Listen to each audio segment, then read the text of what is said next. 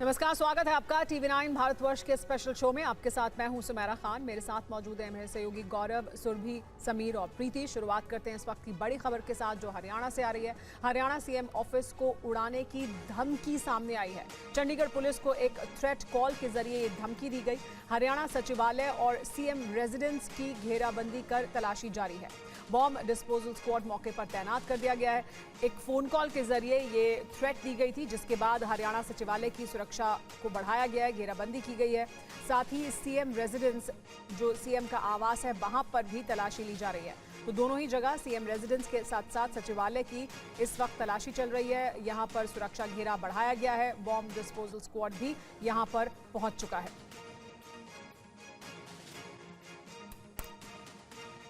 अगली खबर कानपुर से है। कानपुर में प्रधानमंत्री नरेंद्र मोदी ने पहलगाम हमले में मारे गए शुभम द्विवेदी को याद किया। पीएम ने कहा कि कानपुर के बेटे शुभम द्विवेदी भी बर्बरता का शिकार हुए। बेटी ऐश्वर्या की वो पीड़ा, वो कष्ट और भीतर का आक्रोश हम सब महसूस कर सकते हैं। हमारी बहनों बेटियों का वही आक्रोश ऑपरेशन सिंदूर के रूप में पूरी दुनिया ने देखा है।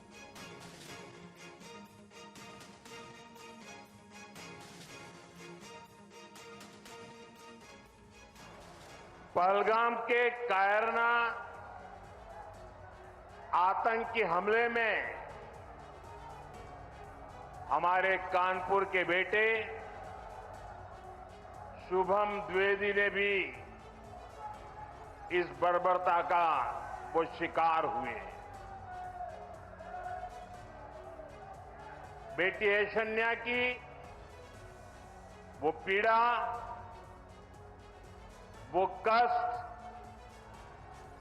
और भीतर का आक्रोश हम सब महसूस कर सकते हैं। हमारी बहनों बेटियों का वही आक्रोश ऑपरेशन सिंदूर के रूप में पूरी दुनिया ने देखा है। प्रधानमंत्री नरेंद्र मोदी ने एक बार फिर आतंक के खिलाफ भारत के 3 सूत्री संकल्प को दोहराया। पीएम ने कहा, भारत अब आतंकियों के आका और आतंक परस्त सरकार को एक नजर से ही देखेगा। उन्होंने कानपुरिया अंदाज में पाकिस्तान को सख्त संदेश दिया। भारत हर आतंकी हमले का करारा जवाब देगा। उसका समय, जवाब देने का तरीका और जवाब देने की शर्तें हमारी सेनाएं खुद तय करेगी। भारत अब एटम बम की गीदड़ बप्पी से नहीं डरेगा। आतंक के आका और आतंकी सरपरस्त सरकार को भारत एक ही नजर से देखेगा। अगर मैं सीधी कानपुरिया में कहूं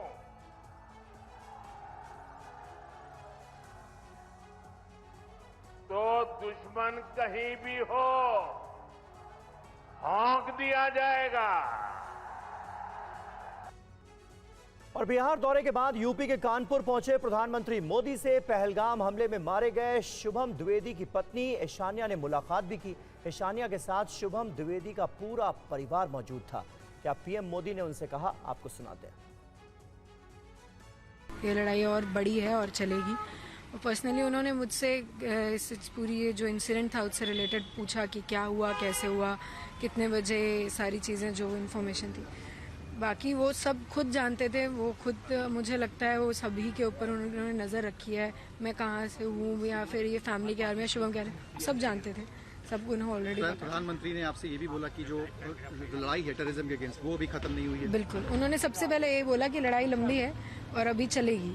उन्होंने ये बोला, तो इसका मतलब है आपसे इंक्वायर भी करा उन्होंने इंसिडेंट्स के बारे में, जो वहाँ पे किस तरीके की गतिविधियाँ हुई? जी, उन्होंने पूछा वहाँ पे क्या कैसे हुआ था। इवन मैंने मेरे एक दो ओपिनियंस थे, वो भी उन्होंने पूरा सुना कि मैं क्या कहना चाहती हूँ।